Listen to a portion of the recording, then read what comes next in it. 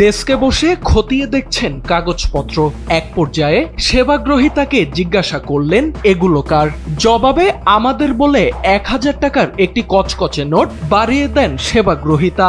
হাসি মুখে নোটটি ড্রয়ারে রেখে খুশি হয়ে ঘুষদাতাকে 100 টাকা ফিরিয়ে দেন ডেস্কে বসা কর্মকর্তা। বলেন এইটা নেন, পরে আবার দিন। দৃশ্যটি বিমানবন্দর কাস্টমস হাউসের ডেসপাস শাখার। আর ডেস্কে বসা ব্যক্তিটি উচ্চমান সহকারী মোহাম্মদ মনির। ঘুষ লেনদেনের এই ভিডিওটি প্রকাশ করেছে দৈনিক কালের কণ্ঠ। এ বিষয়ে বিস্তারিত জানতে ডেসপাস শাখার উচ্চমান সহকারী মোহাম্মদ মনিরকে সাংবাদিক পরিচয়ে ফোন করা হলেও তিনি পরে কথা হবে বলে কলটি কেটে দেন।